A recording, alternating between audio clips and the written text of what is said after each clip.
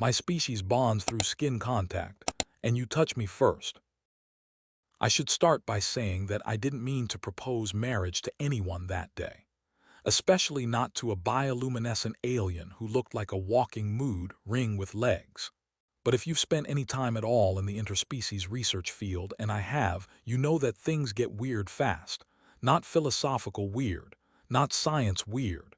No. Weird like I touched a woman's hand while helping her pick up a datapad, and now apparently I'm betrothed for life under interstellar law weird. That kind of weird.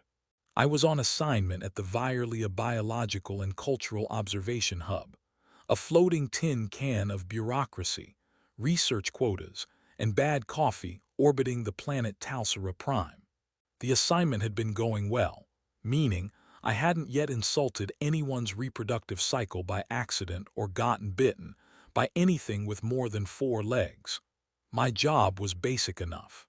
I was supposed to document the behavioral patterns and social bonding rituals of the Aelari, a graceful, vaguely elven species that shimmered like jellyfish and spoke in breathy vowel clusters that sounded like a wind chime flirting with a flute.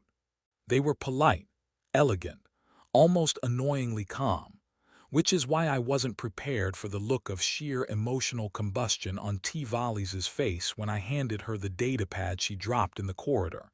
It was a simple moment. She was walking past me in the research wing, her hands full of scanned protein samples, when one of her long, glass-like fingers nudged the edge of the pad and sent it tumbling to the floor. I did the natural human thing. I bent down, grabbed it, and handed it back to her.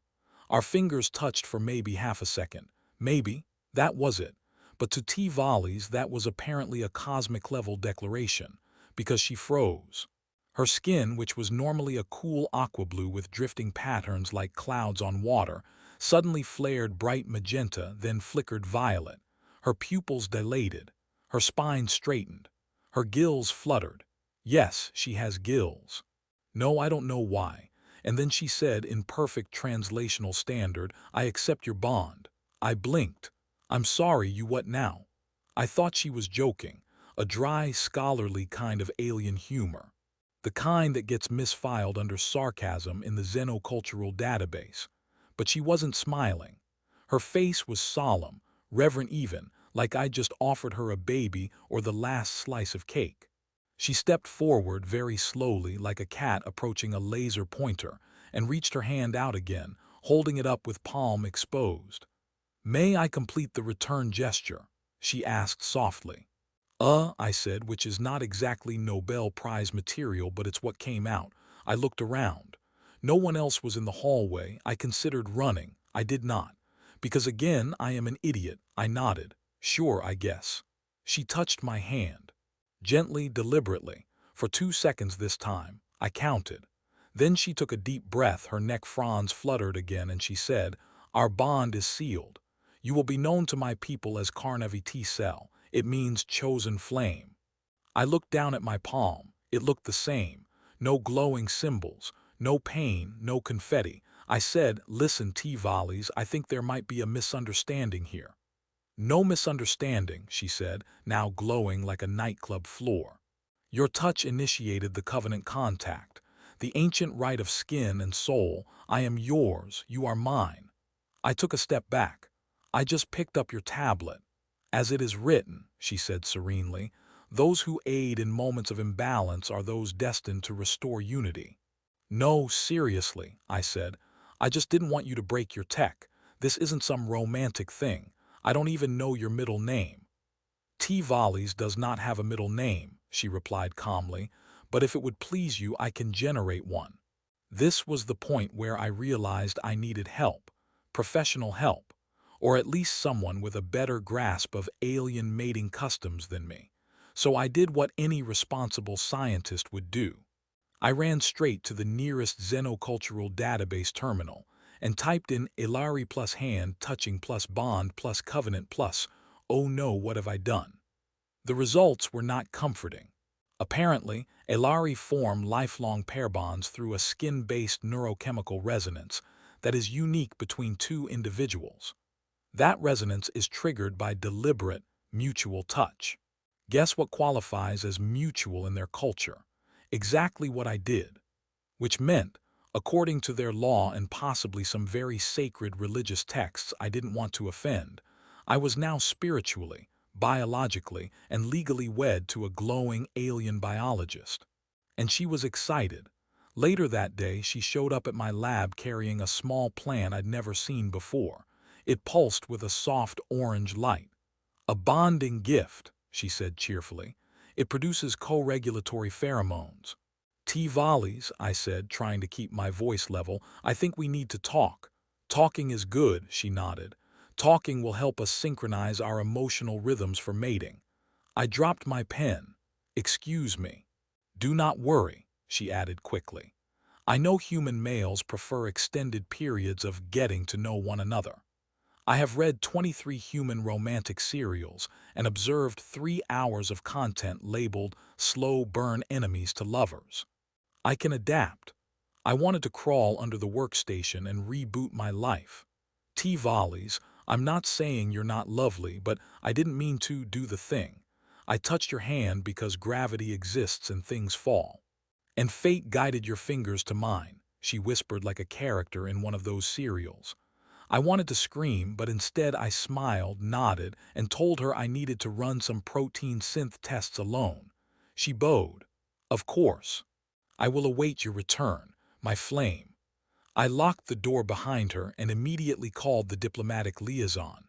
After 2 hours on hold listening to vaguely hopeful alien elevator music, I was informed that according to Article 47B of the Interplanetary Contact Charter, if a human initiated covenant contact and failed to file a disavowal form within 24 standard hours, the bond would be considered valid and irreversible. Guess what time it was? 28 hours since the fateful touch. I was officially married to an alien who believed I was her destined partner, an alien who had brought me a plant that smelled like toasted cinnamon and made me feel oddly relaxed when I inhaled near it, which I now realized was probably the co-regulatory pheromone she mentioned. Great, wonderful, fantastic. I sat back in my chair and stared at the ceiling. How do you explain to your mom back on Earth that you accidentally got married in space by being polite? I'd barely been able to keep a date longer than 2 weeks back home. Now I had a wife who glowed in the dark, quoted romance novels, and wanted to synchronize breathing patterns with me. I was in trouble. And if that wasn't bad enough, I had a funny feeling she wasn't going to let this go quietly. Number T. Volleys didn't strike me as the passive-aggressive type. She was more the actively affectionate, culturally sincere, and possibly biologically bonding kind of trouble. The kind you couldn't just ghost or send an apologetic fruit basket. No, this was real, and I was going to have to deal with it, starting tomorrow, assuming she didn't break into my quarters with a mating ceremony and a new set of matching robes, which, knowing my luck, she probably already had embroidered. By the time I made it back to the lab the next morning, T. Volleys had redecorated. Not the whole place, just my section, which previously had been the epitome of government-funded functional, meaning there were a lot of gray panels, blinking lights, and chairs that threatened to herniate your lower back every time you sat down.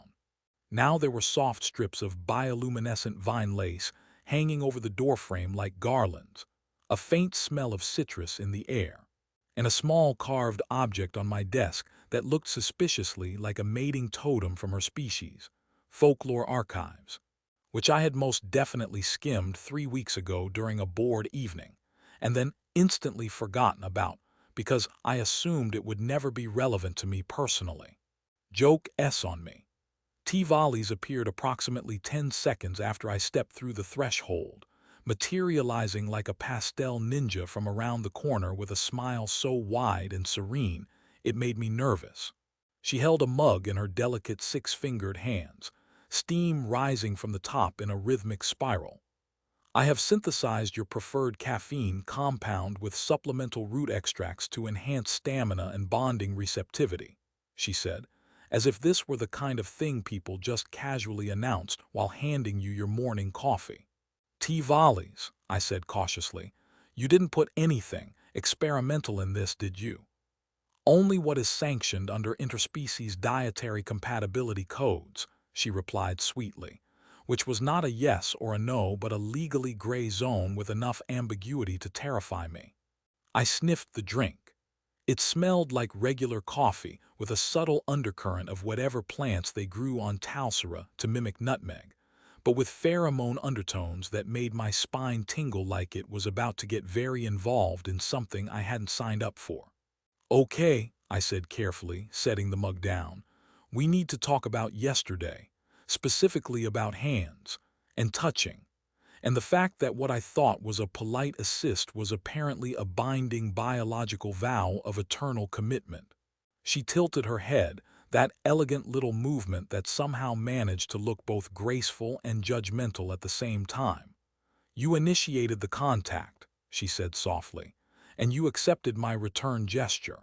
This is not complicated. The bond is sealed. Our neural signatures have aligned. I have updated my metadata accordingly. I am now listed in your researcher profile as primary mate. I choked. You hacked my file. I enhanced it, she said. You were missing several emotional annotations and your empathy index was undercalibrated. I have corrected this. That's not how personnel files work, I muttered, opening my console and staring in horror as her name appeared under my personal section in a bright glowing font labeled Partner of Record in 3 languages and 2 pictographs. I clicked frantically. No delete button, no undo, just a tiny Aelari glyph next to a pulsing heart icon. I closed the window. I need help. You have me, she said. We will navigate this transition together. I have studied many human bonding traditions and am prepared to participate in any you prefer, including long walks, sharing a blanket, and the ritual of mutual intoxication. That's not yes, some of those are things, but they don't look. This is a huge misunderstanding. Is it? She asked gently, stepping closer, her skin glowing with warm pink pulses that meant something in her culture I hadn't memorized yet. Because from where I stand, you chose me, and I accepted you. The rest is just details. The rest is everything, I said, backing toward my desk. Consent, intention, basic interspecies context. You can't just assume a single touch means a lifelong commitment. You're projecting your cultural values, she said calmly. Among the Aelari, the first shared touch that causes both nervous systems to spike is considered the authentic declaration. You touched me, my biofield surged, I touched you back. Your heart rate elevated, we both responded. This is the most sacred form of clarity my people know. I stubbed my toe on the console, I snapped. That's why my heart rate spiked. She paused. So, you did not experience an emotional resonance. I experienced the pain of kicking a metal object while doing a nice thing for a colleague, I said. Which apparently is grounds for marriage on your planet. Her brow ridges furrowed. I see. Then I may have misinterpreted the biological indicators. I breathed out, relieved. Thank you, yes, misinterpretation, that's all this is. However, she continued, the bond has already begun. Our shared contact initiated a chemical cascade. If we do not complete the sequence, we may suffer physiological imbalance. What kind of imbalance? I asked warily. Symptoms may include hallucinations, memory blending, and instinctual cohabitation behaviors, also shared dreams. I stared at her. Shared dreams? Yes, I dreamed last night of a forest made of data trees. You were there holding a fruit shaped like Earth's moon. You offered it to me. I took a bite. It tasted like longing. That's poetic, I said, completely unsure of what else to do with that information. But not real. Dreams are dreams. They don't mean anything. Among my people, she said, dreams shared during bonding are precognitive. I buried my face in my hands. Of course they are. A knock at the lab door interrupted my spiral. It was Harns, the communications officer. He had that look on his face. The one that said he knew something and really wanted to enjoy watching me suffer. Hey Miles, he said casually, stepping inside. So, fun story. We just got an interstellar announcement from the Talsura Planetary Consulate.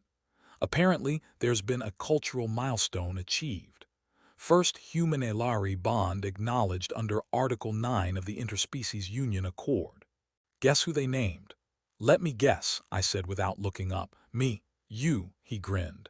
And your blushing bride, they even included a photo, very romantic lighting, glowy hands, you look like you're about to invent a religion together.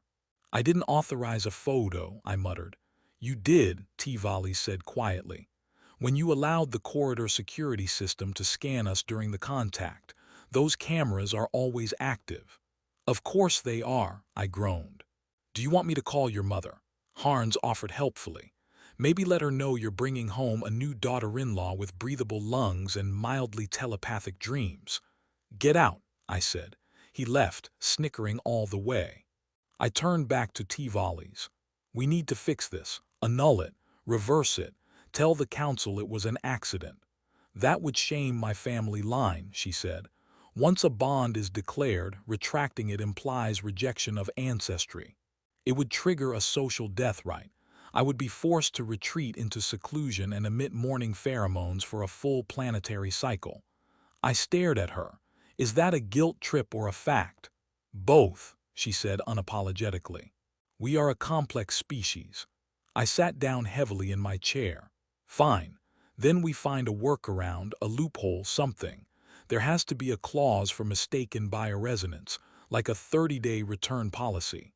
There is a clause, she said slowly. It requires mutual negation during the trial of reversal. Okay, now we're talking, I said. What's the trial? We must live together for 7 standard days in isolation. If we emerge emotionally and biologically incompatible, the bond can be broken. I stared at her. Wait, what? It is a sacred test, she said, designed to confirm or disprove the depth of connection. We will cohabitate, share nutrient intake, rest cycles, and engage in regulated emotional exposure exercises. So space marriage therapy with a clock ticking. Precisely. I slumped forward. And if I say no? The bond remains permanent. I picked up the spiced coffee. I drank the whole thing in one swallow. Fine, 7 days, but we do this my way. No surprise plants, no unsolicited metadata edits, and no glowing statues of fertility rituals on my desk. Deal, she said, smiling with what I suspected was relief. Then I shall pack my resonance pillows and join you in your quarters tonight. Wait, what now? They're part of the process, she said. You'll see, they're very soft. I buried my head again. I'm going to die surrounded by scented pillows and alien love songs, aren't I? She said nothing, she just smiled. And somehow, that scared me more than any interstellar war I'd ever read about. The first thing I noticed when Tivali's moved into my quarters was that my quarters no longer belonged to me in any meaningful sense. The second thing I noticed was that she brought more pillows than should be legal under interstellar cargo codes. They came in glowing pastel shades. They emitted calming vibrations that adjusted to the mood of the room, and they stacked themselves into a formation that vaguely resembled a nesting ritual I'd once seen in a documentary about avian courtship behaviors on a jungle moon. My bed, which had previously been a moderately uncomfortable slab designed by engineers who clearly hated comfort and joy, was now buried under a topographical map of affection and centraleasing fabric. I stood at the doorway, watching Tivali's hum to herself as she adjusted one last pillow with what I assumed was sacred symmetry, and tried to remember when my life had become a performance art piece titled, Man Accidentally Marries Alien and Now Sleeps in Perfumed Nest. This is optimal, she said, stepping back to admire the handiwork. Your comfort zone has been increased by 93%. My spine disagrees, I muttered. It is currently petitioning for independence. You must acclimate, she said, placing a hand on my shoulder. I flinched, mostly because I was still trying not to trigger any more irreversible soul unions by brushing skin. She noticed, of course. Tivali's noticed everything. Her brow furrowed, her glowing gaze dimmed slightly, and she stepped back with her fingers clasped respectfully in front of her. "You are still uneasy." "I'm still confused," I corrected. "I'm still trying to understand how helping someone pick up a tablet turned into an interstellar commitment ceremony, complete with scented mood cushions." "Because your species is reckless with contact," she said matter-of-factly. "You touch everything, strangers, objects, animals, buttons you haven't even read the warnings for. You cannot help yourselves." "We call that curiosity," I said. "It's how we survive, or explode, but mostly survive." "It is not how we do things," she replied. "Among the Aelari, touch is sacred. It is the final frontier of intimacy. It is the vow before the vow. We bond through the nerve, not just the word." I sat down on the edge of the nest pile, which let out a melodic chirp as it conformed to my weight. "Then maybe someone should have warned me before I walked onto your planet like a big dumb handshake machine." "The cultural briefing was sent to your inbox on your first day aboard," she said, tilting her head. "It was marked priority." I blinked. "That thing with 50 attachments, correct. I thought it was spam." "It was not. I deleted it." "I know," she said calmly. "The server logs informed me." I groaned and buried my face in my hands. "Okay, fine, this is on me. I'll accept partial blame. But don't you think maybe your people could use a system with a few more safety rails? Like a 5-step confirmation process before you bind your biofield to someone who sneezes in your direction." "Love is not bureaucracy," she said simply. "It is breath. It is impulse. It is resonance. We do not delay the truth of it with excessive paperwork. We literally have forms for getting married," I pointed out, "in triplicate. And yet," she said, gesturing at the nest around us, "you are already here." I sighed and leaned back into a pillow that smelled like lemon and moonlight. "So tell me what this 7-day trial actually involves, aside from being buried alive in plush." "Daily synchrony," she said. "Shared meals, emotional dialogue, intentional proximity, and if comfortable, coordinated resting patterns." "Define intentional proximity." "Sitting within a shared aura field," she said, as if that explained anything. "For how long? 3 standard hours per cycle. And if I need to use the bathroom, we adjust the schedule." "Gracious of you," I muttered. She sat beside me, careful not to touch, and folded her legs beneath her in that floaty way she had, like gravity only worked part-time on her. Her presence was oddly comforting now, even if it still made my heart spike like I'd just swallowed a small battery. "May I ask you something?" she said after a pause. "Sure," I said, bracing for something deeply personal and vaguely confusing. "Why are humans so afraid of permanent decisions?" That caught me. I turned toward her. "Because we've made a lot of bad ones, historically. Like let's invent nuclear weapons, or let's make social media algorithms decide our emotions, or let's marry an alien after picking up a tablet." Her mouth curved slightly. "So you are afraid because you have seen the consequences of choice." "Exactly," I said.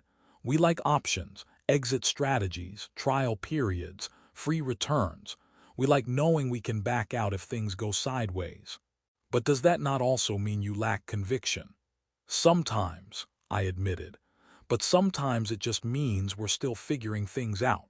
She nodded, absorbing that with the same quiet intensity she applied to everything.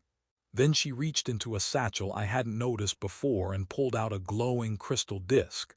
She handed it to me carefully. "This is my memory shard," she said. "It contains fragments of my past, family moments, ceremonial training, my bond aspirations." "You carry that around?" I asked, turning it over. "You handed me your life story like it's a flash drive." "Because you are part of it now," she said softly. "Whether you intended it or not, your resonance is in me. I would rather share truth than hide fear." "I don't even know what to do with this," I said. "Then begin by listening," she replied. That night, after a shared meal of fusion noodles and something that looked like edible coral, we began the dream calibration. It wasn't as weird as it sounds. We just sat in silence for a while, breathing in tandem, while a nearby device emitted soft pulses that helped sync our biorhythms. It felt oddly like meditation with a roommate you didn't choose but who smelled like stars and sincerity. And then, just as I was about to nod off, she whispered, "I dreamed again."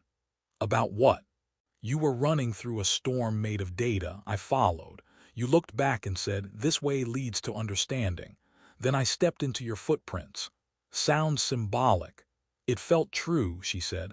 I didn't reply. I couldn't. Because part of me, despite all logic and caution and internal protests, wanted that dream to be real. Not because I believed in destiny, but because, in a strange way, this was the first time in years someone had looked at me like I mattered beyond my job title or research papers. I turned to her and said, "Tell me what you need from me during this trial, honestly." "Presence," she said. "Not compliance, just presence. Be here. Let me know you're not trying to escape before we even begin." "Okay," I said. "I can do that. And no more deleting cultural briefings," she added. "Deal," I said, "but you have to stop editing my personnel file." "Also deal." We stared at each other for a long moment. Then she smiled, a small, genuine smile that flickered across her features like dawn on a calm sea. I didn't touch her. Not yet. But I didn't flinch either. That felt like progress. Somewhere in the background, a pillow chirped approvingly. I ignored it. For once, I was exactly where I was supposed to be, even if I still had no idea how I got here, or how I was going to survive 6 more days of this without accidentally falling in love, or worse, on purpose. I woke up with a glowing vine wrapped around my ankle, a pillow humming lullabies in a minor key, and the distinct smell of what I can only describe as floral root soup being reheated by infrared radiation waves. This is not a sentence I ever expected to think, much less live through, but here we are. Day 2 of the trial of reversal, and my quarters looked like a sentient garden had sneezed feelings everywhere. T-Valles was already awake, hovering near the small kitchenette unit, adjusting the temperature settings with the same intense focus most humans reserve for disarming bombs or making the perfect espresso. Her skin shimmered in hues of soft lavender this morning, which I had come to recognize as her equivalent of neutral or slightly pleased, though on one particularly disturbing occasion it had also meant digestive concentration, so I wasn't placing bets. I sat up and groaned, not because I was in pain, but because the nest bed had molded itself into a configuration called embrace of the new dawn, and my vertebrae did not agree with its optimism. "Good morning, bonded one," she said without turning. "Your cortisol levels suggest you dreamt of internal conflict. Would you like to share? First of all, stop monitoring my hormones in my sleep. Second, it wasn't conflict. It was anxiety. I dreamt I was trying to file a divorce petition in an alien court, and the judge was a sentient stack of legal documents that kept screaming in binary. That is a common metaphor among transitional bond candidates," she replied calmly. "I shall log it under early resistance to emotional fusion." "Please don't," I said, rubbing my face.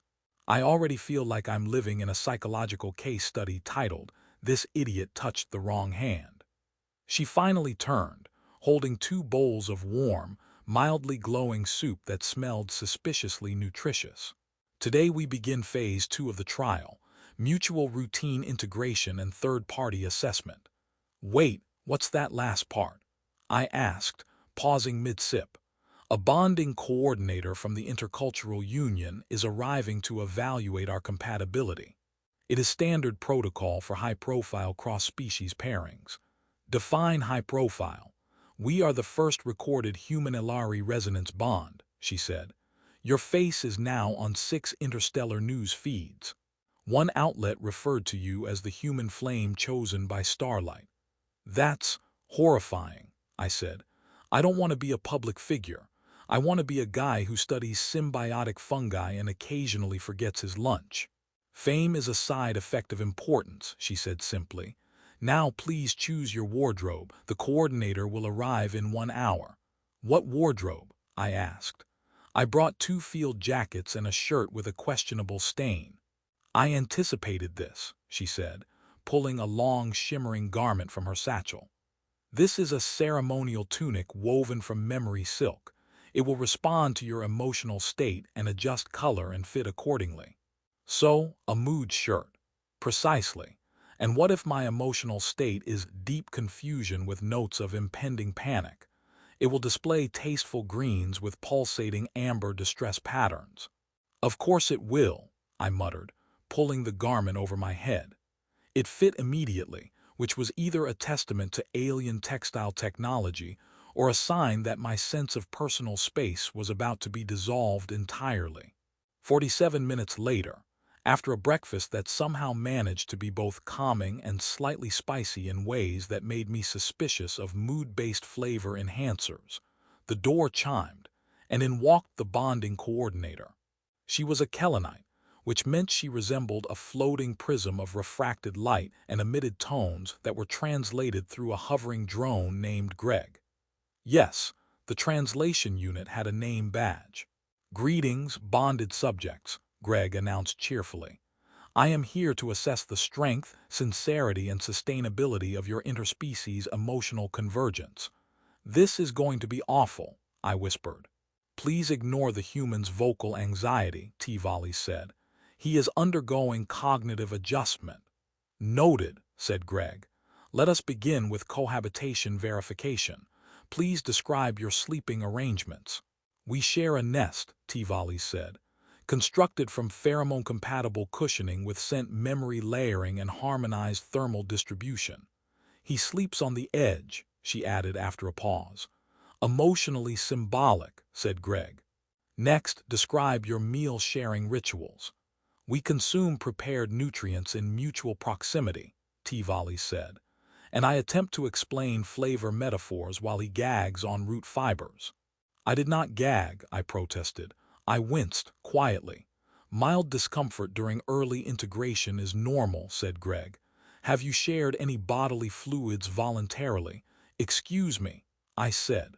"This includes tears, saliva, perspiration, or skin oil exchanged during contact." "No," I said firmly, "not unless you count sneezing." "Involuntary discharge, disqualified," said Greg. "Moving on. Please describe your most intimate moment of emotional synchronization." T-Volleys looked at me. Last night, during the breathing exercise, I felt his anxiety settle into curiosity. He was open, briefly. I stared at her. "That actually happened."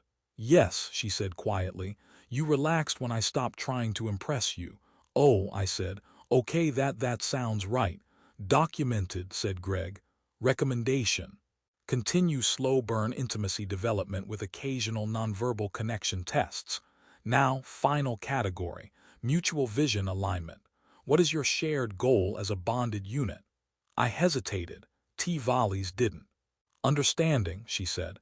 "Bridging the unknown through shared vulnerability, and possibly naming a co-created plant species after him if we achieve reproductive fusion." "What now?" I said. "It is symbolic," she added. "Mostly." "Satisfactory," Greg concluded. "This completes Phase 1. Continued observation required. Next evaluation in 72 hours. Greg departing." And with that, the translator drone floated out, followed by a twinkling trail of Kellanite light that smelled faintly like static electricity and overripe peaches. I flopped back onto the nearest pillow and groaned. That was the most invasive job interview I've ever failed. "You did not fail," T-Volley said, settling beside me. "You adapted. That is a form of success." "I can't believe I answered questions about sneezing and nest sharing," I muttered. "I can't believe this is my life now." "Your tunic is displaying acceptance blue," she pointed out. "I think part of you believes in the bond." "It's probably just resigned," I said. "Or maybe the fabric is broken." She smiled. Not a smug smile, not a triumphant one, just a simple expression of someone who had found something steady in the chaos and was choosing to hold on to it. "Would you like to experience resonant stillness tonight?" she asked. "Is that like cuddling with extra steps?" "It is the space between need and satisfaction," she said. "We lie close but do not touch." We share breath and presence, but not pressure. It is how we learn trust. I considered. Okay, I said, but if the pillow sings again, I'm filing a noise complaint. It only sings when you are deeply unsettled, she said. Then it should be performing an opera, I replied. That night, as we lay in carefully calculated proximity, breathing the same air and trying not to make it weird, I felt something shift. Not the bond, not the biofield, me. Somewhere under the sarcasm and pain, I knew something was wrong when I woke up, and the air smelled like warm honey and cinnamon bark, which, according to the small laminated chart T-volleys had stuck to the wall next to our shared nutrient dispenser, meant one of three things depending on the time of day. Option 1, emotional vulnerability. Option 2, reproductive signaling. Option 3, accidental overboil of the scent modulator she installed without asking me. Judging by the ambient lighting that had shifted to a soft coral hue, and the fact that all the pillows were arranged in concentric circles pointed toward the center of the bed, I was 90% sure it wasn't option 3. "Good morning," T-Volley said softly, sitting cross-legged at the edge of the nest, her skin glowing with a subtle shimmer that pulsed like a living mood ring. She was wearing what I could only describe as ceremonial intimacy robes, which meant they looked exactly like her regular outfit except more translucent and slightly terrifying. "Sleep calibration was successful. You achieved synchronized REM alignment for 17 minutes last cycle.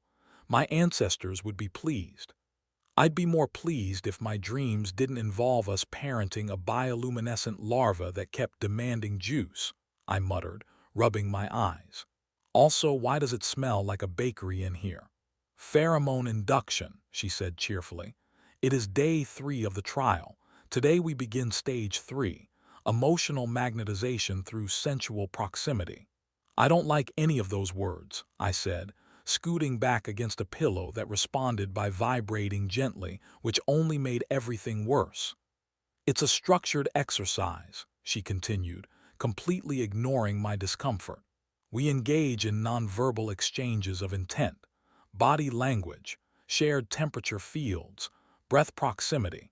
If resonance deepens, we may proceed to auric overlapping and neural stasis bonding." "That last one sounds like a coma," I said. "Only temporarily," she said, as if that made it better. "This is how Aelari build trust, through openness, through shared physical presence without expectation of consummation, unless mutually desired." "Okay, look," I said, holding up my hands like a referee calling a foul. "I understand that for you this is all very normal and sacred and whatever, but for me, sitting cross-legged while sharing breath with a woman whose biology might hijack my nervous system is not romantic. It's an OSHA violation. We will not engage in full entanglement," she said gently. "This is only stage 3. I am merely offering you the opportunity to exist in my presence without armor." "Do sarcasm and skepticism count as armor?" "Absolutely. Then I am fully armored and will remain so until further notice." She gave me a look, not a disappointed look, but the kind you give a kitten that keeps knocking over your favorite plant and still expects a treat. "Very well," she said, and then stood, walked to the nutrient dispenser, and began preparing breakfast like we hadn't just discussed the possibility of auric collapse. I stayed in the nest. I watched her. And the worst part was that some small, increasingly annoying part of me wasn't horrified. It was curious. Curious about what it would be like to let someone that close. Curious about what kind of man she thought I was when she looked at me like I was her chosen flame. And it was that curiosity that got me into trouble, because I should have left it alone. I should have just eaten my breakfast. I should have sat there and kept a respectful distance. But instead I said, "T-Volleys, what does it actually mean to be bonded in your culture? Not the biology, the meaning." She paused, holding a bowl of something thick and golden and probably infused with trust hormones, and turned to look at me. "It means I do not look for another. It means I choose your flaws, your timing, your scent, your stories. It means I anchor my emotional frequency to your presence and call it home."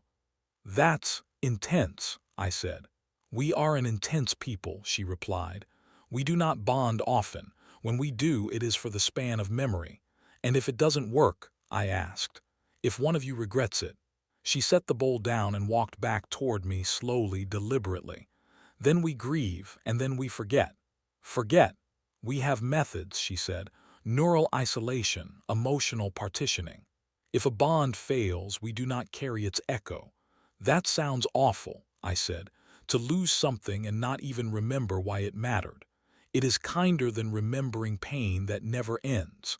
We were quiet for a while after that.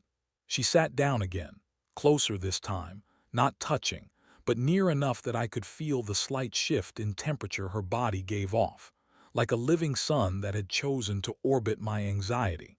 "You do not need to fear me," she said softly. "I know," I said. "It's not you I'm afraid of. It's how fast everything is. One moment I'm a researcher logging protein spore behavior. The next I'm sleeping in a nest being asked to share my aura field like it's no big deal." "But you stay," she said. "You joke, you ask questions, you do not run." "I think I'm still waiting to wake up," I admitted.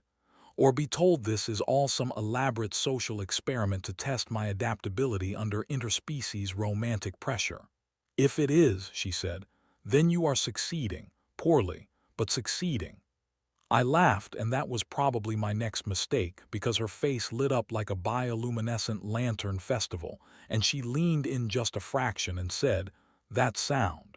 I would like to hear it again." "I'll try to keep being a mess," I said. "Shouldn't be hard." "You are not a mess," she said. "You are a signal through the static, chaotic but deliberate, like a flare in deep water." "You say stuff like that, and it makes it really hard for me to maintain emotional distance," I muttered. "Then perhaps," she said, "you should stop trying." And before I could reply, before I could throw up another wall of sarcasm or procedural deflection, she reached out very slowly, placed her hand next to mine on the nest, not touching, but close, so close I could feel the pull of her skin like a magnetic field. And I didn't move away. I didn't even breathe. We sat like that for a long moment, suspended between panic and peace, until the moment broke because the door chimed and a delivery drone hovered in with a package labeled Resonance Intimacy Kit, and I groaned so hard I may have blacked out for 3 seconds. "I did not order that," I said quickly. "I believe the AI did," she replied, examining the box. "It has been monitoring our compatibility." "Of course it has," I muttered. "Why wouldn't my personal space be crowdsourced?" "Shall we open it?" she asked. "Absolutely not," I said. "At least not without gloves and a manual." "Suit yourself," she said, though I caught the ghost of a smile tugging at her lips as she placed the box aside. Later that night I couldn't sleep. The nest felt too warm, or maybe I was just overthinking everything. Again. I sat up, rubbed my face, looked over at T-Volleys, who was resting peacefully with her hands folded over her chest like she was practicing for a statue commission. And I thought about what she said, about choosing someone's flaws, about anchoring to their presence. And I wondered what it meant that she had done that with me. I wasn't brave. I wasn't special. I wasn't even particularly organized. But she saw something.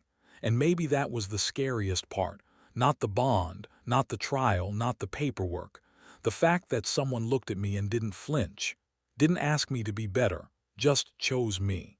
I lay back down, not quite touching her but close enough to feel her breathing. And for the first time since this whole thing started, I let myself wonder what it would be like if I chose her back. Not because I had to. Not because of biology. But because maybe, just maybe, I wanted to. By the time day 4 rolled around, I was beginning to lose my grip on what constituted normal. That wasn't an existential observation, by the way. That was a scientific assessment based on observable behavior. Like the fact that I found myself standing barefoot in my own quarters wearing a memory-reactive tunic that had recently turned violet with teal flashes, which according to the increasingly unhelpful color chart meant I was experiencing mild anticipation bordering on attraction with a hint of emotional displacement. Meanwhile, T. Volleys was kneeling on the floor surrounded by half-dismantled sensor equipment, and humming a song I didn't recognize. But that somehow made the room feel warmer and slightly more forgiving, like the auditory equivalent of a hug from someone you trust more than you understand. "What exactly are you doing with my motion sensors?" I asked, sipping a cup of whatever this morning's breakfast beverage was supposed to be. It tasted like ginger tea if it had aspirations of becoming a personality trait. "Enhancing the feedback loop," she said without looking up. "These sensors were designed for object detection. I am modifying them to register emotional microfluctuations. That way I can determine when you are being sarcastic versus when you are genuinely afraid." "Wouldn't it be easier to just ask me?" I said. "Humans aren't that hard to read. If I make finger guns and smirk, it's sarcasm. If I freeze in place and mutter about how nothing is real, that's probably fear." "Your emotional variance is unpredictable," she replied. "You mask discomfort with humor. You redirect affection into deflection. It is inefficient." "It's a coping mechanism," I said. "It's what happens when your species spends thousands of years pretending feelings are optional unless you're drunk or dying." She looked up then, and her eyes did that thing where they shimmered with too many colors for my primitive Earth brain to categorize. "You are not dying," she said, "and you have not been intoxicated since our bond began, so what is your excuse now?" "I'm working on it," I said, and to my surprise I actually meant it. Because here's the thing, something had shifted. Maybe it was the way she no longer hovered like a researcher observing a lab rat, but instead moved around me like someone who knew I was a mess and had decided she was okay with that. Maybe it was how she stopped trying to fix me and started just existing next to me without asking me to match her frequency. Or maybe it was because last night I dreamt of her again, but this time she wasn't guiding me or waiting for me. She was just there, standing beside me in a storm of light, not saying anything, not pulling, just present. And I didn't want her to leave. That probably meant something. I wasn't quite ready to define what, but it was definitely something. "Tea volleys," I said, setting the cup down. "Do you ever doubt the bond?" "No," she said instantly. "Never, never," she repeated. "Doubt implies the possibility of error. The bond does not err. It simply is. Even if the other person is a human who keeps accidentally stepping on your emotional tail. Especially then," she said. "Because it means the bond is not based on perfection. It is based on choice, repeated choice."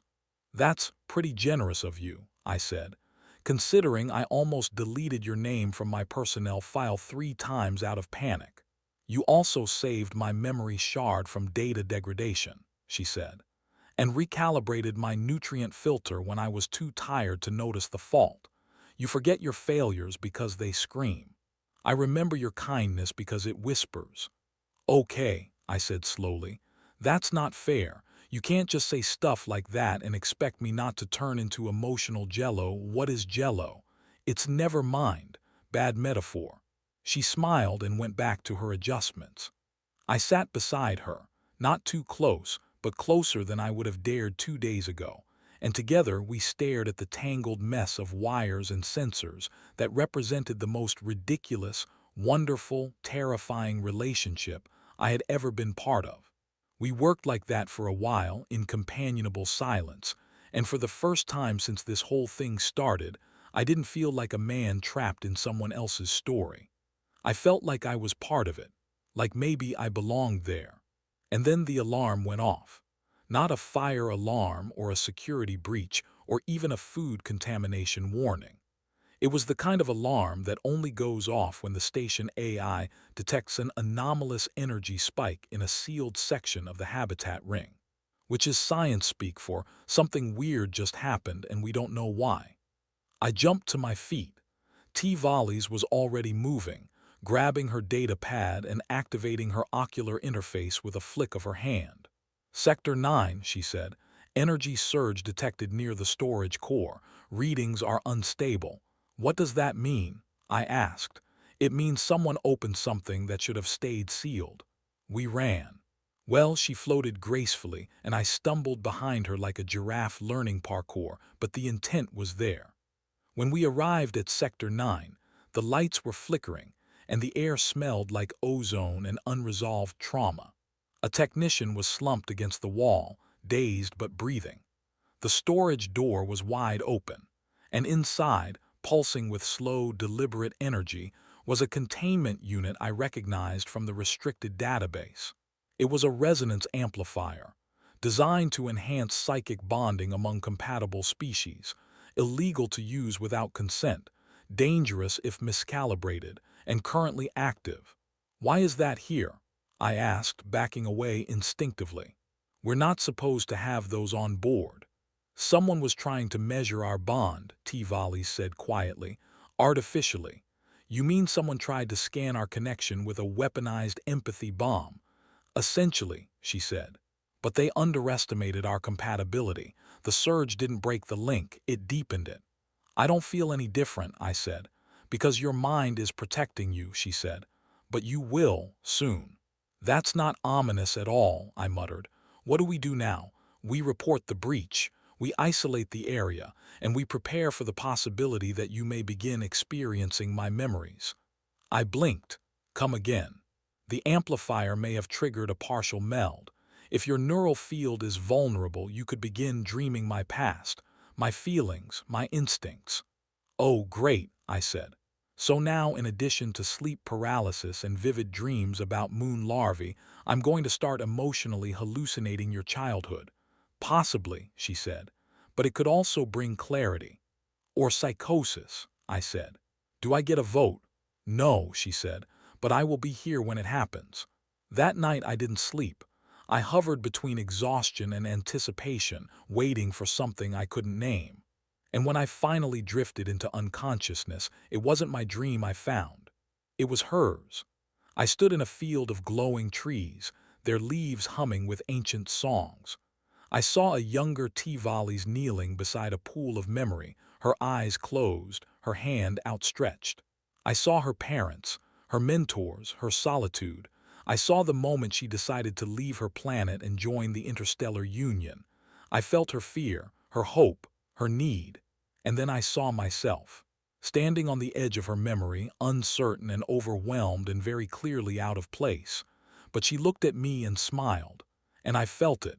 That quiet whisper of recognition, not destiny, not prophecy, just a choice, made again and again in the face of doubt. I woke up gasping, heart pounding, eyes wet with tears I didn't remember forming. She was already awake, watching, waiting. You saw it, she said. I nodded. I saw you. And now, she asked, how do you feel? I didn't answer right away. I sat up, reached for her hand, paused, then let my fingers rest beside hers, not touching but close enough to matter. I think, I said slowly, I like you a little. She smiled. That is enough for now. And for once I believed her. The morning after my unsolicited trip through the entire emotional scrapbook of T-Volleys' life began with a new alert flashing on my personal console.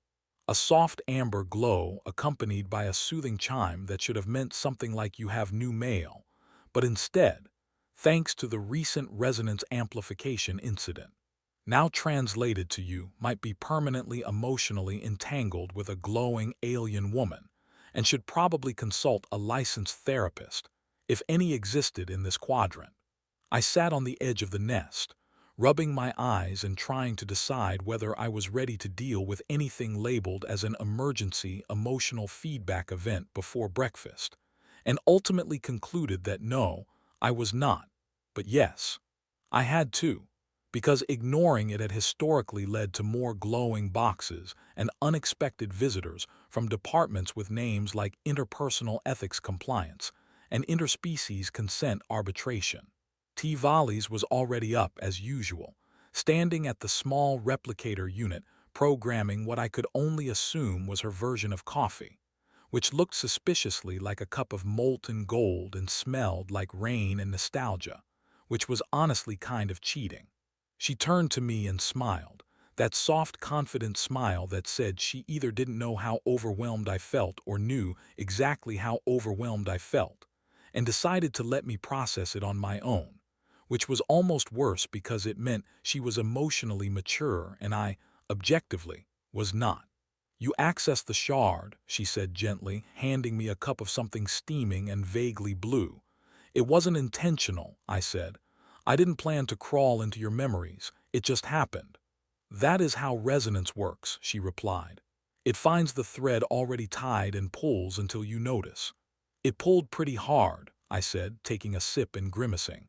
The drink tasted like sweetened minerals and anxiety.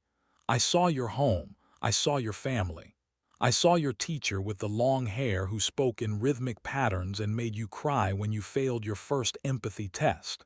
She was difficult, Tivali said, her expression flickering, but honest. She told you that you'd never bond with anyone who couldn't match your wavelength, I said. And yet here you are with me, the most wavelength deficient human in the sector. You are not deficient, she said. You are just asynchronous. But resonance is not about matching frequency. It's about choosing to return to the same signal over and over until the pattern becomes familiar. That's the most poetic way I've ever heard someone describe emotional whiplash, I said. I felt everything, T-Volleys, your hopes, your fears, your loneliness. It was beautiful and intense and honestly kind of terrifying. I'm not used to that level of vulnerability before I've even decided if I'm dating someone. You are not dating, she said. You are bonding. Yes, thank you, I'm aware, I said. But for me, bonding usually involves awkward flirting, bad food, and maybe a kiss on the third or fourth encounter, not a full download memory montage followed by synchronized dream sharing.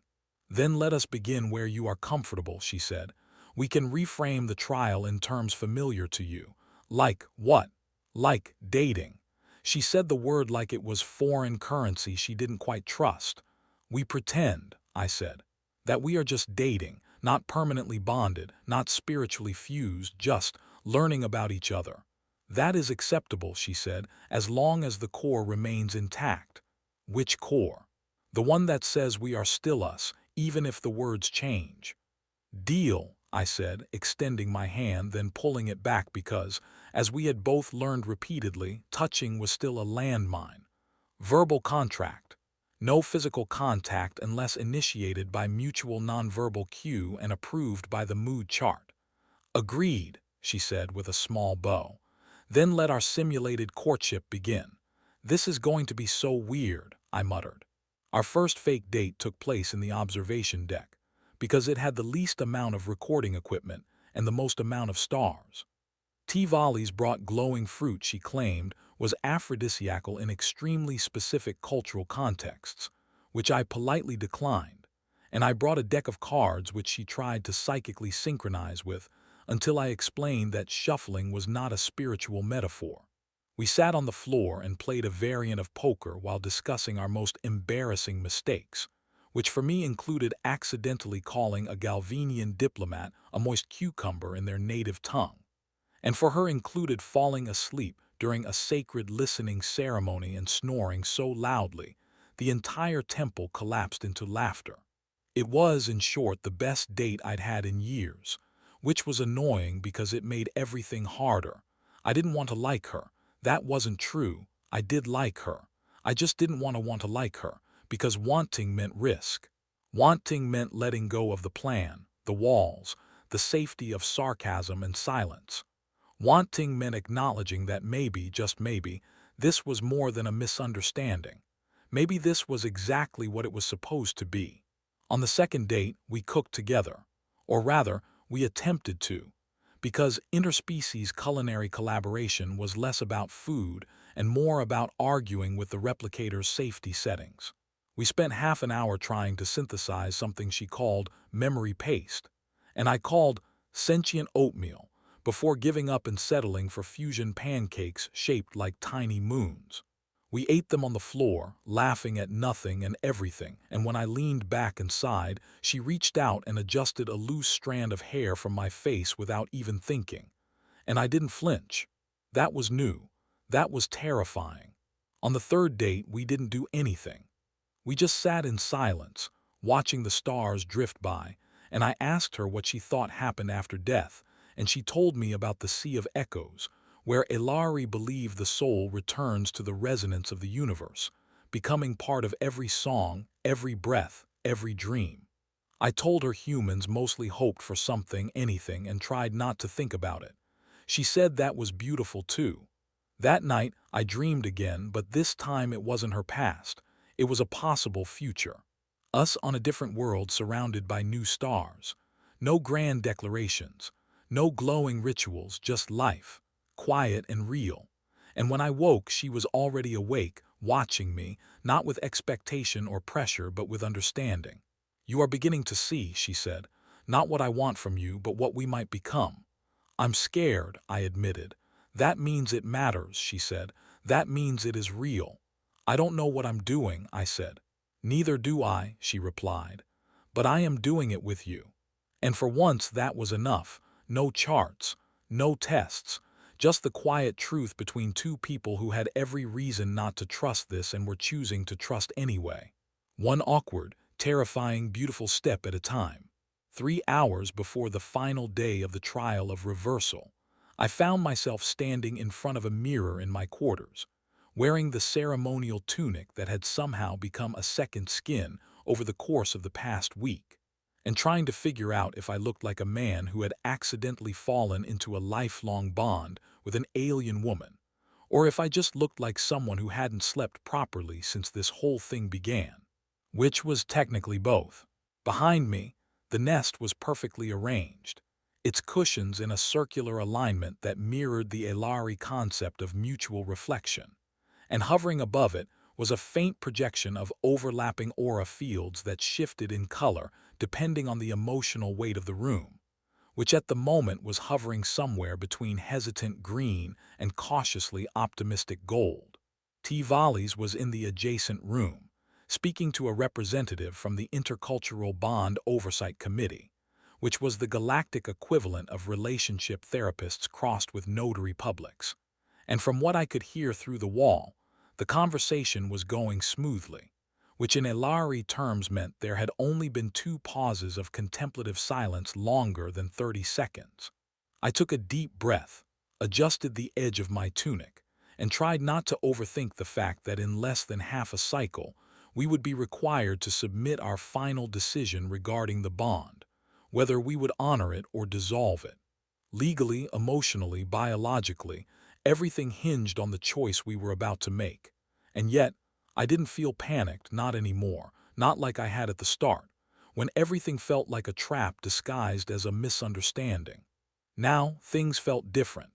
Not simpler, but clearer, like the difference between reading a map and actually walking the terrain. I stepped into the common room just as T. Valles finished her conversation, and she turned toward me with a soft expression that I had come to recognize as her version of hope wrapped in restraint. She was wearing the same robes she had worn on the first day, only now they were adorned with a subtle woven pattern that glowed faintly under the light, a symbol of completed trial cycles and shared experience. And for the first time, I realized she was nervous too. "The coordinator has confirmed the parameters," she said. "We will submit our decision in 2 hours. Until then, we are to remain together and reflect." "Reflect," I said. "Like introspection or like mirror gazing?" "Both," she replied. "It is a symbolic practice. We speak our truth. We sit in silence. We look at what has been and what might be." "That sounds like a lot," I said, then paused. "But okay, let's reflect." We sat on the floor facing each other, a low table between us holding 2 cups of neural tea that would supposedly enhance mental clarity without compromising emotional integrity, which I interpreted as a fancy way of saying it would make me honest whether I liked it or not. The room was quiet, not awkwardly, but purposefully, like the silence was part of the ritual rather than the absence of something. After a moment, T. Valles reached into the inner fold of her robe and pulled out the memory shard she had given me days ago, placing it gently on the table between us. "I have reviewed the shared imprint," she said softly. "Your resonance left an echo, a permanent one. I will carry it with me, regardless of the outcome." "So even if we choose not to stay bonded," I said, "you'll still remember me." "Not remember," she corrected. "Contain. Like a thread woven into the edge of a tapestry, not the centerpiece but still necessary. I nodded, then looked down at the shard, its surface pulsing faintly with the light of her memories, some of which I had already felt in dreams that blurred the line between mine and hers. I don't know how to explain what changed, I said. I came into this whole thing confused and unwilling and honestly just trying to survive until I could file a reversal without getting anyone offended. But somewhere in the middle of all this, I stopped thinking about what I didn't want and started noticing what I did. "And what is that?" she asked, her voice barely above a whisper. "This," I said, motioning around us. "Not the rituals or the cushions or the weird dream telepathy. You. The way you look at me like I'm worth seeing. The way you listen even when I'm being a disaster. The way you let me be scared without making me feel small." Her eyes shimmered, and for a moment, the aura projection above us shifted into a deep amber with streaks of violet, which according to the chart meant shared emotional alignment with elements of vulnerable affection. "I did not expect you to say that," she said, "but I hoped." "I didn't expect to say it," I admitted, "but it's true." We sat in silence again, this time softer, like the silence that follows a song you didn't know you needed to hear. "I was prepared to walk away," she said after a while. "If you chose reversal, I would have honored it. I would have mourned. And I would have returned home with the knowledge that even brief resonance is still real. But now," she reached out slowly, carefully, until her fingers rested beside mine, not touching, but so close I could feel the heat radiating from her skin. "Now I am not ready to let go." "Me neither," I said. "But I need to ask, if we say yes, if we choose to stay bonded, what does that actually mean for us? Practically day to day." "It means we navigate together," she said. "It means you do not have to pretend to be someone you are not. It means when you stumble, I steady you, and when I falter, you remind me I am still worthy. It means choosing each other even when the resonance is quiet." I exhaled, a long, slow breath that felt like it had been waiting for this moment to leave my chest. "Then I choose you," I said.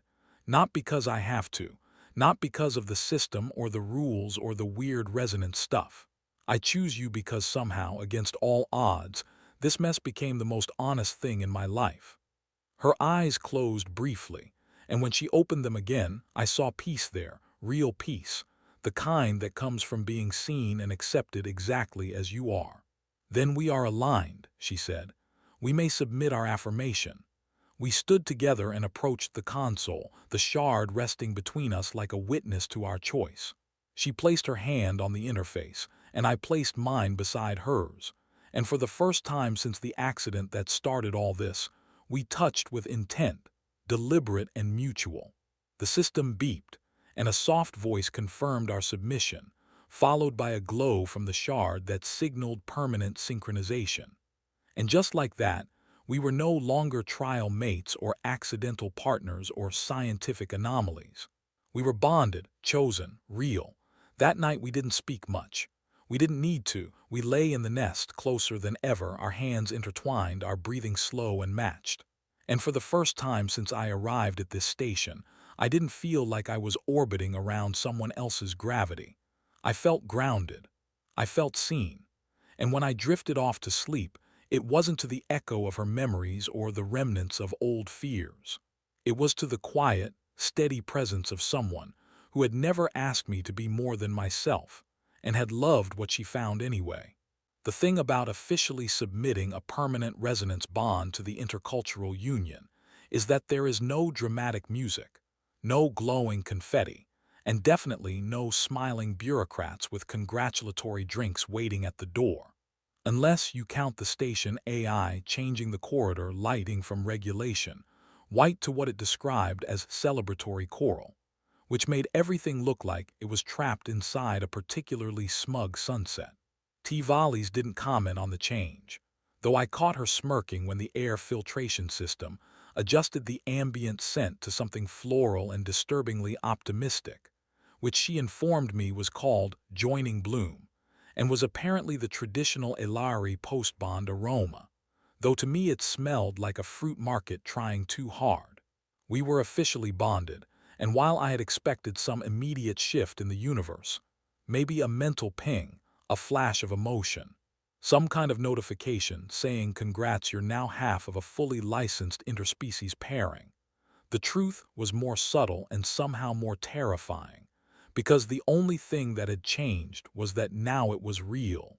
And that meant there were no more exit doors, no more trial periods, no more hiding behind awkward jokes and maybe laters. This was it, and weirdly, I didn't want to run. What I did want was answers, because now that we had committed to this thing, I had questions, a lot of them, and they all started with how the rest of the galaxy was going to treat a bond like ours, especially since the media had already turned our initial contact into a story with headlines like "The Man Who Touched First" and "Glowing Bride, Grumpy Groom, Galactic Hearts Explode," which I tried very hard to ignore while scrolling past them in the mess hall. But ignoring didn't change the fact that people were watching, some out of curiosity, some out of admiration, and some, predictably, out of suspicion. Because not everyone loved the idea of humans and Aelari forming permanent bonds, especially when that bond had begun as what could generously be described as an accidental proposal, and more accurately as a cross-cultural incident that spiraled into emotional entanglement with romantic overtones and mild telepathic side effects. I brought it up over breakfast, which was, as usual, composed of something that looked like jelly but somehow tasted like roasted vegetables. "So," I said, after swallowing a bite and trying to decide if it had a hint of garlic or just my imagination, "how do we deal with the political fallout of being the first confirmed human Aelari bond in the Union?" T. Volleys raised an eyebrow, or rather her version of an eyebrow, which was more of a subtle skin ripple just above her left eye. "We exist," she said. "That's not a plan," I replied. "That's passive resistance." "It's our beginning," she said. "Let them see us, let them wonder, let them question, and when they do, we answer by being what we are." "Which is what exactly?" I asked. "Bonded," she said. "Not an experiment, not a novelty. Just two beings who chose each other and continue to choose each other every day." "That's going to make for a boring news cycle," I said, "until someone accuses us of undermining cultural purity or corrupting tradition or whatever flavor of outrage is trending this week." "Then let them rage," she said. "Let them speak, but we speak back together." And that was how we ended up standing before the Intercultural Council 3 days later, not as defendants but as representatives, summoned not for punishment but for explanation. Because apparently the council had received enough conflicting reports, emotional appeal broadcasts, and diplomatic messages to warrant a formal session, which was code for, "We're not mad, we're just extremely interested and slightly panicked." The chamber was grand in that bureaucratic way that made everything echo unnecessarily and smell faintly of recycled air and importance. Representatives from 27 species sat in a semicircle, their appearances ranging from humanoid to gelatinous to literally just a cloud of light with regulatory clearance. T. Volleys and I stood at the center, side by side, wearing our official bonding insignias, which looked like two overlapping spirals encased in a ring of soft light, and tried not to look like we were the interstellar equivalent of newlyweds being grilled by an in-law who didn't believe in love at first sight or second chances. "State your names for the record," the lead coordinator said, a Bralithian whose voice sounded like two pebbles grinding against an old cello. "Miles Carner," I said. "Human, research specialist, slightly underqualified but emotionally evolving." "T. Volleys," she said. "Aelari, diplomatic observer, former skeptic of human bonding potential, current believer." A few representatives chuckled, the Bralithian didn't. "You are here to affirm the authenticity and sustainability of your bond. Do you wish to proceed?" "We do," T. Volleys said without hesitation. "Very well," the Bralithian said. "We begin with intent. Was the initial contact deliberate?" "No," I said. "It was a classic case of accidental intimacy. I handed her a datapad. Our fingers touched. Cultural protocols were not adequately communicated in advance. And yet you accepted the bond." "Eventually," I said. After panic, denial, reflection, and roughly 7 hours of emotional recalibration followed by a minor psychic merger. You are aware that such bonds can have far-reaching implications for genetic ethics, cultural identity, and species diplomacy. Yes, I said, but we're not here to rewrite policy. We're just trying to be honest about what happened and what we want. And what is that? Another representative asked, this one a shimmering disk of color that pulsed in time with its words. To build something real, Tivali said. To show that bonds formed across difference are not threats but bridges, even if they begin by mistake. Especially then, she said, because mistakes teach us who we are and who we can become. There was a long pause, the kind of pause that made you wonder if someone was buffering or if they were just trying to decide whether to approve your request or obliterate your social standing. Then the Bralithian leaned forward and said, very well, the bond is recognized. Provisional oversight will be assigned. We expect quarterly reports. That's it, I asked. No further questions, no scans. No follow-up interviews with probing questions about our shared dream states and emotional alignment thresholds. We have already received 12 hours of footage from your AI, the Bralithian said. It was sufficient. Oh, I said. Great. We were dismissed and escorted out by a protocol assistant shaped like a sentient spiral staircase, and as soon as we were back in the corridor, I turned to Tivali's and said, we're bonded, registered, and approved. We just made history by being ourselves. You sound surprised, she said. I am, I admitted. I thought they'd push harder, try to poke holes in our story, demand proof. They did, she said. They saw it, in the way we stood. In the way you reached for me when you thought I was nervous. In the way I didn't correct you when you called us we. You're good at this, I said. I've had practice, she replied.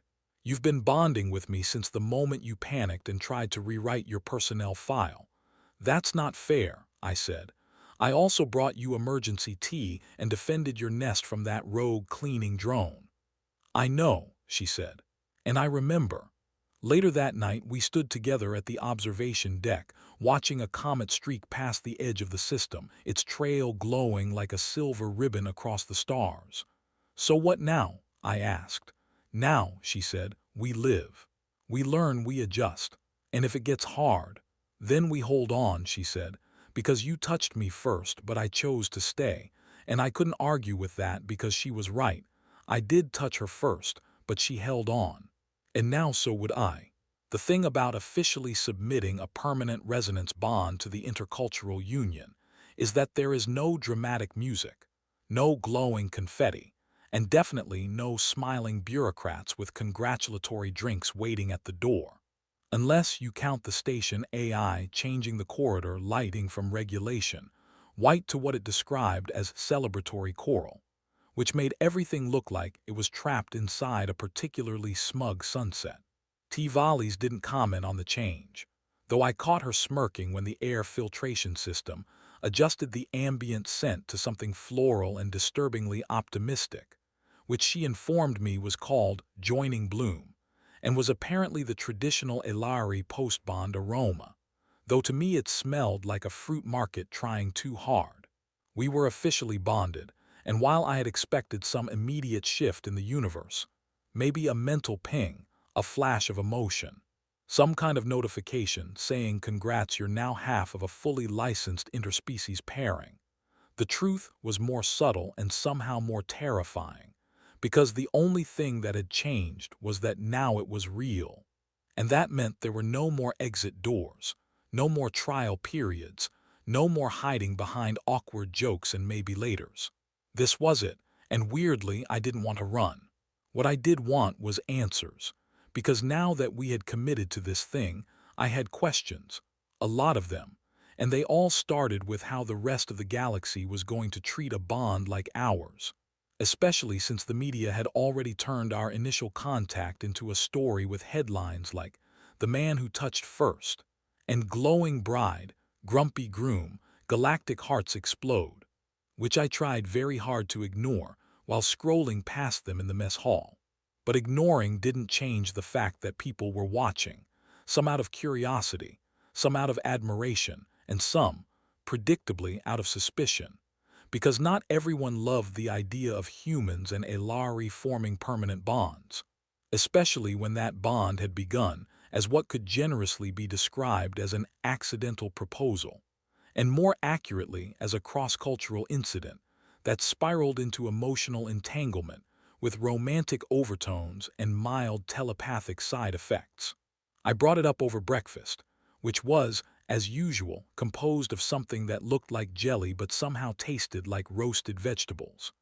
"So," I said, after swallowing a bite and trying to decide if it had a hint of garlic or just my imagination, "how do we deal with the political fallout of being the first confirmed human Aelari bond in the Union?" T. Volleys raised an eyebrow, or rather her version of an eyebrow, which was more of a subtle skin ripple just above her left eye. "We exist," she said.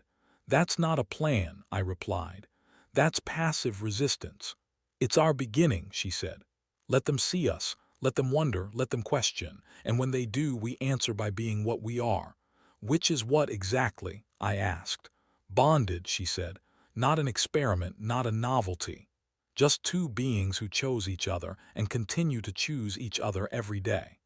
"That's going to make for a boring news cycle," I said, "until someone accuses us of undermining cultural purity or corrupting tradition or whatever flavor of outrage is trending this week." "Then let them rage," she said. "Let them speak, but we speak back together." And that was how we ended up standing before the Intercultural Council 3 days later, not as defendants but as representatives, summoned not for punishment but for explanation. Because apparently the council had received enough conflicting reports, emotional appeal broadcasts, and diplomatic messages to warrant a formal session, which was code for, "We're not mad, we're just extremely interested and slightly panicked." The chamber was grand in that bureaucratic way that made everything echo unnecessarily and smell faintly of recycled air and importance. Representatives from 27 species sat in a semicircle, their appearances ranging from humanoid to gelatinous to literally just a cloud of light with regulatory clearance. T. Volleys and I stood at the center, side by side, wearing our official bonding insignias which looked like two overlapping spirals encased in a ring of soft light, and tried not to look like we were the interstellar equivalent of newlyweds being grilled by an in-law who didn't believe in love at first sight or second chances. "State your names for the record," the lead coordinator said, a Bralithian whose voice sounded like two pebbles grinding against an old cello. "Miles Carner," I said. "Human, research specialist, slightly underqualified but emotionally evolving." "T. Volleys," she said. "Aelari, diplomatic observer, former skeptic of human bonding potential, current believer." A few representatives chuckled. The Bralithian didn't. "You are here to affirm the authenticity and sustainability of your bond. Do you wish to proceed?" "We do," T. Volleys said without hesitation. "Very well," the Bralithian said. "We begin with intent. Was the initial contact deliberate?" "No," I said. "It was a classic case of accidental intimacy. I handed her a datapad. Our fingers touched. Cultural protocols were not adequately communicated in advance. And yet you accepted the bond." "Eventually," I said. "After panic, denial, reflection, and roughly 7 hours of emotional recalibration followed by a minor psychic merger. You are aware that such bonds can have far-reaching implications for genetic ethics, cultural identity, and species diplomacy." "Yes," I said, "but we're not here to rewrite policy. We're just trying to be honest about what happened and what we want." "And what is that?" another representative asked, this one a shimmering disk of color that pulsed in time with its words. "To build something real," T. Volleys said. "To show that bonds formed across difference are not threats but bridges, even if they begin by mistake. Especially then," she said, "because mistakes teach us who we are and who we can become." There was a long pause, the kind of pause that made you wonder if someone was buffering or if they were just trying to decide whether to approve your request or obliterate your social standing. Then the Bralithian leaned forward and said, "Very well, the bond is recognized. Provisional oversight will be assigned. We expect quarterly reports." "That's it?" I asked. "No further questions, no scans. No follow-up interviews with probing questions about our shared dream states and emotional alignment thresholds." "We have already received 12 hours of footage from your AI," the Bralithian said. "It was sufficient." "Oh," I said. "Great." We were dismissed and escorted out by a protocol assistant shaped like a sentient spiral staircase, and as soon as we were back in the corridor, I turned to T-Volleys and said, "We're bonded, registered, and approved. We just made history by being ourselves." "You sound surprised," she said. "I am," I admitted. "I thought they'd push harder, try to poke holes in our story, demand proof." "They did," she said. "They saw it, in the way we stood. In the way you reached for me when you thought I was nervous. In the way I didn't correct you when you called us we." "You're good at this," I said. "I've had practice," she replied. "You've been bonding with me since the moment you panicked and tried to rewrite your personnel file." "That's not fair," I said. "I also brought you emergency tea and defended your nest from that rogue cleaning drone." "I know," she said. "And I remember." Later that night, we stood together at the observation deck, watching a comet streak past the edge of the system, its trail glowing like a silver ribbon across the stars. "So what now?" I asked. "Now," she said, "we live. We learn, we adjust. And if it gets hard, then we hold on," she said, "because you touched me first, but I chose to stay. And I couldn't argue with that because she was right. I did touch her first, but she held on. And now so would I." 132 days after I accidentally proposed to an alien woman by handing her a datapad with the wrong number of fingers, I found myself planting something that looked suspiciously like a glowing turnip in soil that may or may not have been engineered from a cocktail of moss, synthetic nutrients, and finely ground meteorite dust. And I was doing it on purpose, as part of a joint project titled Integrated Botanical Fusion, which sounded very official and scientific, and not at all like the thinly veiled excuse. It was to get me and T-Volleys working side by side outside the confines of regulation airlocks and cultural trial rooms.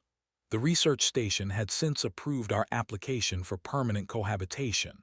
Our file labeled Fully Bonded Pair Unit, Cross-Species Designation, which was bureaucrat speak for, "We're not touching that with a 10-foot plasma pole, but as long as no one files a complaint, we'll let them build a garden together." The garden had started as her idea, obviously, because no human in their right mind would think glowing root vegetables were the logical next step after interspecies emotional fusion. But I'd agreed because something about watching her hands in the dirt, her careful placement of each specimen, her quiet murmurs to the leaves in a language no translator could quite capture, made everything feel stable. And if there was one thing I'd learned since the bond, it was that stability was a surprisingly seductive concept. Our lives had shifted, not drastically but subtly, like a lens turning until everything came into sharper focus. Meals were no longer experiments but rituals. Sleep wasn't isolation but convergence. We still had disagreements, obviously, because no bond, sacred or otherwise, could survive without a little friction. And because we were, fundamentally, two very different beings with entirely incompatible definitions of what constituted a reasonable storage solution. She believed in vertical harmony. I believed in shoving things into cabinets and pretending entropy was just character. But the point was, we worked through it. We didn't storm out or shut down or escalate to psychic warfare. We talked. We adjusted. We learned.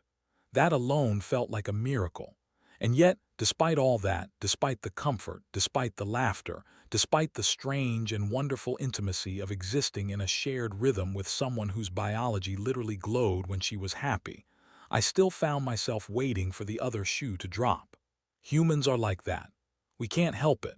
We're not wired for peace.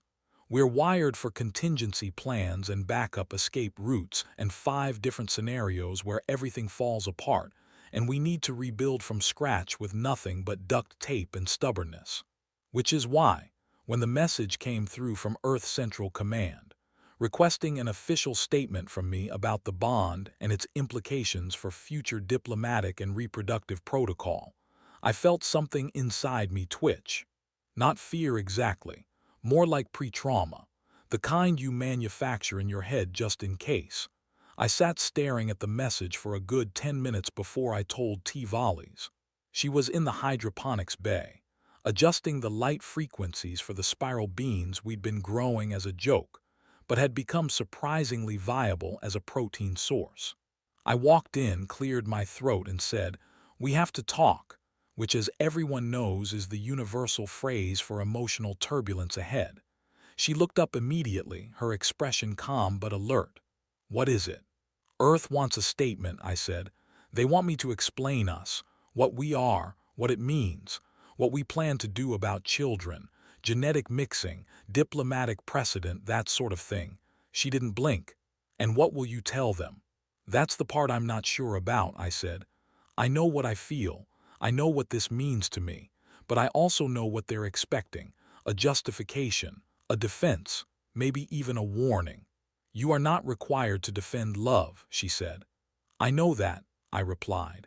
"But I also know humans, and governments, and committees made of people who think emotion should be filed in triplicate and stored in climate-controlled databases." She walked over and took my hand gently, like it was still the first time, like she still believed that every touch should be chosen, not assumed. "Then tell them the truth," she said. "Not what they want to hear. What you want them to understand. And what if they reject it? Then we remain," she said, unshaken. I looked at her, really looked at her, and realized for the 100th time that she wasn't waiting for validation. She didn't need approval from any council or alliance or genetic oversight board. She had chosen me once, and she was choosing me still, every day, and the least I could do was meet her with that same certainty. So I wrote the statement. It wasn't long, it wasn't formal, it wasn't filled with scientific jargon or political appeasement. It simply said this: I touched her first by accident. She touched me back with intention. What followed was not perfect, it was not easy, it was not always logical, but it was real, it was ours, and it continues to be. If that makes us outliers, so be it, but we are not a threat, we are a beginning. I sent it without proofreading, which for me was a radical act of trust, and then I turned off the console, walked back to the garden, and started planting the rest of the spiral beans because someone had to, and because even symbolic agriculture requires maintenance. 2 days later, we received a response, not from Earth, but from a group of researchers stationed on a joint human-Aelari outpost on the edge of neutral territory.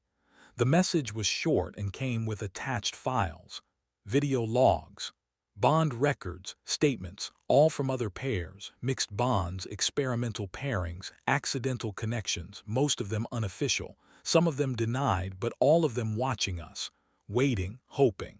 One line stood out, repeated in 3 different reports. They made us feel less alone. I showed T. Volleys, and she didn't say anything for a long time. Just stared at the screen with that quiet, steady look she got when she was feeling everything but didn't want to flood the room with it. Finally, she turned to me and said, "I think we've started something." "We didn't mean to," I said. "Doesn't matter," she replied. "It has begun." That night, we sat in the observation deck, not because it was tradition or because we needed a romantic backdrop, but because we liked the stars. They were consistent, they were unbothered, they were always there. And maybe that's what we were becoming, not perfect, not flawless, just present. "Do you ever think about forever?" I asked. "Only when I want to remember that today matters," she said, "because forever is made of todays." "That's a good line," I said. "Write it down," she said. "Use it in your next report." "Maybe I'll use it in a speech," I said. "You giving speeches now?" "Apparently," I said. "If we're going to be the face of something, we might as well smile for the picture." She laughed, and it was the kind of laugh that made everything feel less heavy, less uncertain. I reached for her hand, not out of duty or habit or even affection, but because it felt like breathing and she met me halfway as always. "I guess this is forever then," I said. "Not because we said so, but because we keep showing up." She nodded, "And because we are still here together." I didn't need anything more. No ceremony, no final word, just this, just us.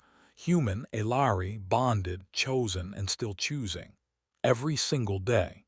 The thing about officially submitting a permanent resonance bond to the intercultural union is that there is no dramatic music, no glowing confetti, and definitely no smiling bureaucrats with congratulatory drinks waiting at the door. Unless you count the station AI changing the corridor lighting from regulation white to what it described as celebratory coral, which made everything look like it was trapped inside a particularly smug sunset.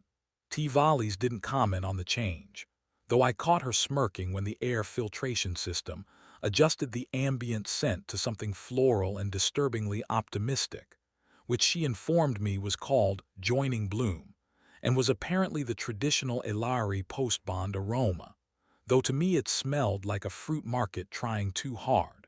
We were officially bonded, and while I had expected some immediate shift in the universe, maybe a mental ping, a flash of emotion, some kind of notification saying congrats, you're now half of a fully licensed interspecies pairing, the truth was more subtle and somehow more terrifying, because the only thing that had changed was that now it was real.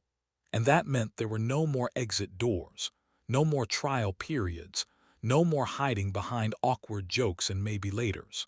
This was it, and weirdly I didn't want to run. What I did want was answers, because now that we had committed to this thing, I had questions, a lot of them, and they all started with how the rest of the galaxy was going to treat a bond like ours, especially since the media had already turned our initial contact into a story with headlines like "The Man Who Touched First" and "Glowing Bride, Grumpy Groom, Galactic Hearts Explode," which I tried very hard to ignore while scrolling past them in the mess hall.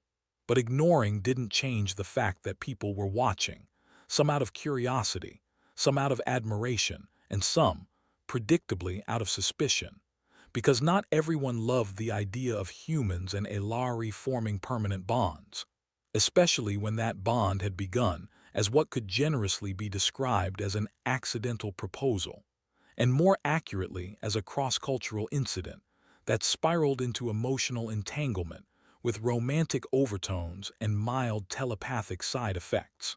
I brought it up over breakfast, which was, as usual, composed of something that looked like jelly but somehow tasted like roasted vegetables. "So," I said, after swallowing a bite and trying to decide if it had a hint of garlic or just my imagination, "how do we deal with the political fallout of being the first confirmed human-Aelari bond in the Union?" T-Valleys raised an eyebrow, or rather her version of an eyebrow, which was more of a subtle skin ripple just above her left eye. "We exist," she said. "That's not a plan," I replied. "That's passive resistance." "It's our beginning," she said. "Let them see us, let them wonder, let them question, and when they do, we answer by being what we are." "Which is what exactly?" I asked. "Bonded," she said. "Not an experiment, not a novelty. Just two beings who chose each other and continue to choose each other every day." "That's going to make for a boring news cycle," I said, "until someone accuses us of undermining cultural purity or corrupting tradition or whatever flavor of outrage is trending this week." "Then let them rage," she said. "Let them speak, but we speak back together." And that was how we ended up standing before the Intercultural Council 3 days later, not as defendants but as representatives, summoned not for punishment but for explanation. Because apparently the council had received enough conflicting reports, emotional appeal broadcasts, and diplomatic messages to warrant a formal session, which was code for, "We're not mad, we're just extremely interested and slightly panicked." The chamber was grand in that bureaucratic way that made everything echo unnecessarily and smell faintly of recycled air and importance. Representatives from 27 species sat in a semicircle, their appearances ranging from humanoid to gelatinous to literally just a cloud of light with regulatory clearance. T-Volleys and I stood at the center, side by side, wearing our official bonding insignias which looked like two overlapping spirals encased in a ring of soft light, and tried not to look like we were the interstellar equivalent of newlyweds being grilled by an in-law who didn't believe in love at first sight or second chances. "State your names for the record," the lead coordinator said, a Bralithian whose voice sounded like two pebbles grinding against an old cello. "Miles Carner," I said. "Human, research specialist, slightly underqualified but emotionally evolving." "T-Volleys," she said. "Aelari, diplomatic observer, former skeptic of human bonding potential, current believer." A few representatives chuckled. The Bralithian didn't. "You are here to affirm the authenticity and sustainability of your bond. Do you wish to proceed?" "We do," T-Volleys said without hesitation. "Very well," the Bralithian said. "We begin with intent. Was the initial contact deliberate?" "No," I said. "It was a classic case of accidental intimacy. I handed her a datapad. Our fingers touched. Cultural protocols were not adequately communicated in advance. And yet you accepted the bond." "Eventually," I said. "After panic, denial, reflection, and roughly 7 hours of emotional recalibration followed by a minor psychic merger. You are aware that such bonds can have far-reaching implications for genetic ethics, cultural identity, and species diplomacy." "Yes," I said, "but we're not here to rewrite policy. We're just trying to be honest about what happened and what we want." "And what is that?" another representative asked, this one a shimmering disk of color that pulsed in time with its words. "To build something real," T-Volleys said. "To show that bonds formed across difference are not threats but bridges, even if they begin by mistake. Especially then," she said, "because mistakes teach us who we are and who we can become." There was a long pause, the kind of pause that made you wonder if someone was buffering or if they were just trying to decide whether to approve your request or obliterate your social standing. Then the Bralithian leaned forward and said, "Very well, the bond is recognized. Provisional oversight will be assigned. We expect quarterly reports." "That's it?" I asked. "No further questions, no scans. No follow-up interviews with probing questions about our shared dream states and emotional alignment thresholds." "We have already received 12 hours of footage from your AI," the Bralithian said.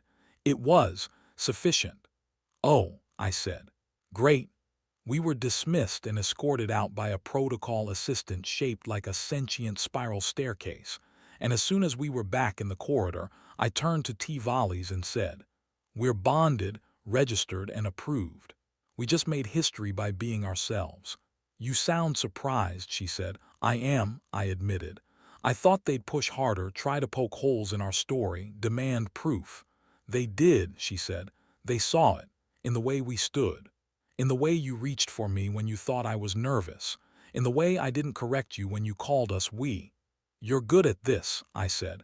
"I've had practice," she replied. "You've been bonding with me since the moment you panicked and tried to rewrite your personnel file." "That's not fair," I said. "I also brought you emergency tea and defended your nest from that rogue cleaning drone." "I know," she said. "And I remember." Later that night, we stood together at the observation deck, watching a comet streak past the edge of the system, its trail glowing like a silver ribbon across the stars. "So what now?" I asked. "Now," she said, "we live. We learn, we adjust. And if it gets hard, then we hold on," she said, "because you touched me first, but I chose to stay. And I couldn't argue with that because she was right. I did touch her first, but she held on. And now so would I."